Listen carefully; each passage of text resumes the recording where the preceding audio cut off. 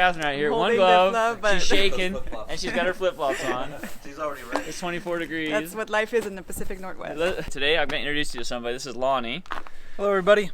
Lonnie has been a bit of an inspiration. We met Lonnie at a Costco in Portland about a year and a half ago. That's right. And he was driving Bertha. Yep, we were traveling through Oregon. We travel through the Pacific Northwest every year for a couple months out of the year. Happened to run Ray and his family over at Costco. He was interested in overlanding at our level.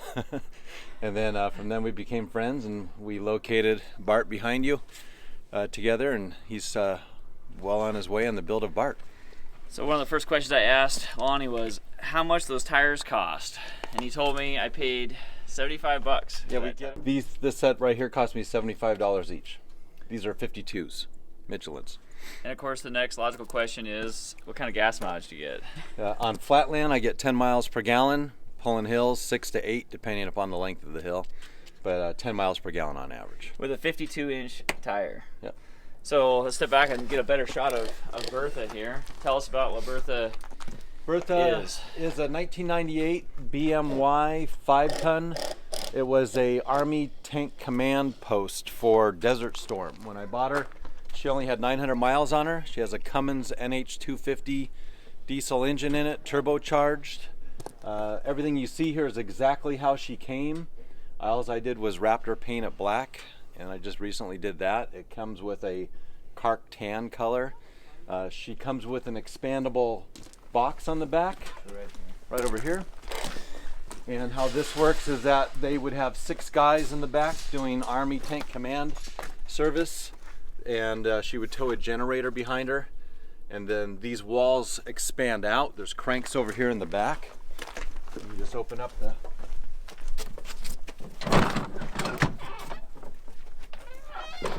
door. Back here you have a crank. You put the crank on the ratchet, the ratchet on the crank, and you just crank out the walls, and it doubles the space inside. Rarely do we ever do that unless we're going to be sitting someplace for quite some time, but she doubles in size. Is that about 14 foot by 17? Yeah, the dimensions are over here on the side. This door is only accessible when it's cranked out. You can have ladders on the back, and you have 3 points of entry, 1 on each side and 1 in the back. It comes with an air conditioning unit, which I took out. It was too loud and not very efficient. And then on the other side there's a diesel heater that comes with it. It's still in there. I just haven't used it or take it out. I just heat it with a propane heater. And then here's the dimensions and stuff, length and width of the whole unit. She's been good to us. No problems at all. 14,000 miles on it. Anything that's broke has been to my driver error. But everything's been easy to find. Napa Auto Parts. Nothing exotic so far. You said it was a 8.3 Cummins? I think it's an 8.7 NH250 Cummins engine, and everything's still on the shelf. When I needed a part, I just called Napa or the local Cummins dealer, and they still have everything on the shelf. And while Lonnie was up here, he saw one of my old toolboxes laying around the back, and he modified it. Let's go take a look at what he did over here.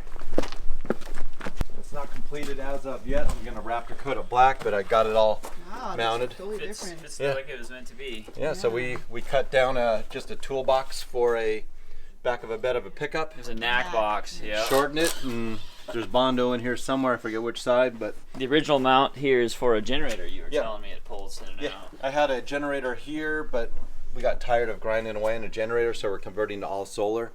Put lithium batteries up on top. And then this is now going to be the box for storage, and I'm going to build an identical one, either when I see Ray next or at my house now that I've done one for the other side. What, here? You want the front? Let's get the hood. So yeah, one of my mottos, when people say they go camping, the deal is if your tires are touching asphalt, you're not camping, you're parking. That's one of my famous sayings. Exactly. Look at the clearance on this thing. So this is the inverted pumpkin. The driveline actually comes in from the top, so all the drivelines are really high. That is your clearance right there. Let's see what we have right here. This axle. I actually have my tape measure in my pocket. Let's see. Right. See what we have here. So that's 18 inches right there. 18 inches.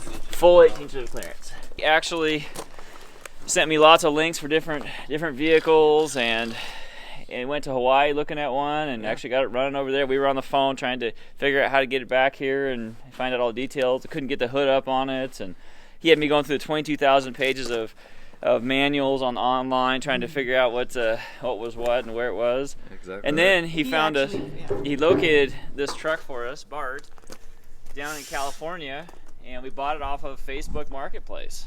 And he drove it up here, delivered it. Yeah, that was a year ago. Yep, it was pretty exciting. Just about, exactly. It was pretty exciting to hear that thing come rolling in. Yeah. So let's see you hop in this one, see how easy it is to get into here. It has a nice step, for sure. I like this handle. I think cars doesn't quite have a handle. I'll have a couple handles left over for that box. Nice. Here.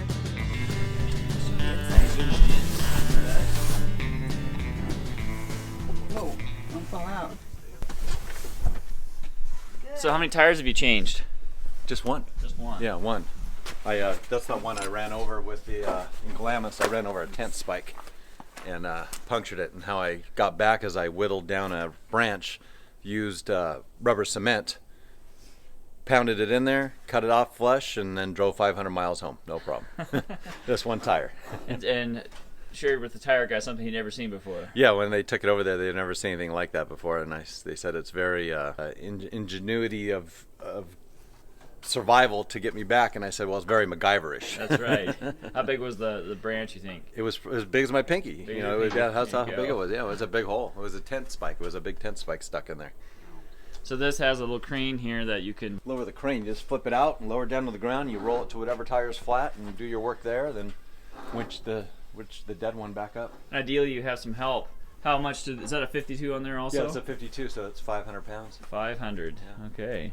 Yeah, this thing comes with 52-inch tires, CTIS, run flats, and beadlocks. Yes, stock. Stock. That's Yeah. right. Can you drive that one, do you think? I probably could. It's automatic. Yeah. Okay. I'm good then.